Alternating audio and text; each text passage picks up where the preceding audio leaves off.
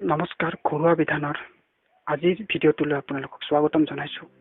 আপোনালোকে নিশ্চয় চুলি চেম্পু কৰাৰ পিছত এয়াৰ কণ্ডিশ্যনাৰ ইউজ কৰে। বিভিন্ন যুক্ত কেমিকেল থকা এয়াৰ কণ্ডিশ্যনাৰ ইউজ কৰি আপোনালোকে চুলি গছা কণ্ডিশ্যনিং কৰে নে ক্ষতি কৰে এইটো ভাবি চাব।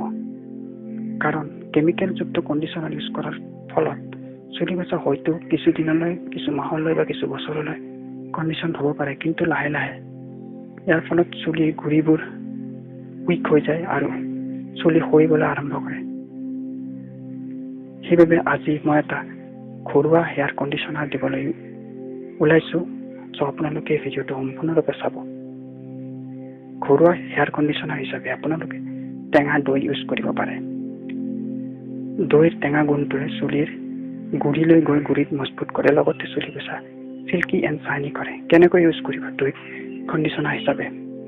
চুলি চেম্পু কৰাৰ পিছত 2 চামুচ টেঙা দৈ লৈ সেই টেঙা দৈ চুলিৰ গুৰিৰ লগতে সম্পূৰ্ণ চুলিখিনিত ভালকৈ লগাই ল'ব আৰু তাৰপিছত পানীৰে ধুই দিব। ই আপোনাৰ চুলি মজবুত কৰাৰ লগতে চুলি কোমল আৰু শ্বাইনি কৰিব। যদি চেম্পু কৰাৰ পিছত ইউজ কৰিবলৈ বেয়া পায়, যিহেতু দৈৰ পৰা এটা গোন্ধ ওলায়, তেতিয়াহ'লে চুলি চেম্পু কৰাৰ আগতে দৈ লগাই ল'ব। তাৰপিছত ভাল আয়ুৰ্বেদিক চেম্পুৰে চুলি গছা ধুই দিব। লগতে এটা কথা কৈ থওঁ, যদি চিকাকাইযুক্ত আয়ুৰ্বেদিক চেম্পু ইউজ কৰে, তেনেহ'লে কণ্ডিশ্যনাৰ ইউজ নকৰিলেও আপোনাৰ চুলি গছা ধুনীয়া চিল্কি শ্বাইনি এণ্ড ছফ্ট হৈ থাকিব। এইটোৱে আছিল আজিৰ ঘৰুৱা বিধান। যদি বিধানটো ভাল পাইছে, শ্বেয়াৰ, কমেণ্ট এণ্ড লাইক কৰিব। লগতে এনেকুৱা ধৰণৰ ঘৰুৱা বিধান পাই থাকিবলৈ মোৰ চেনেল ঘৰুৱা বিধানক ছাবস্ক্ৰাইব কৰিবলৈ নাপাহৰিব। ধন্যবাদ।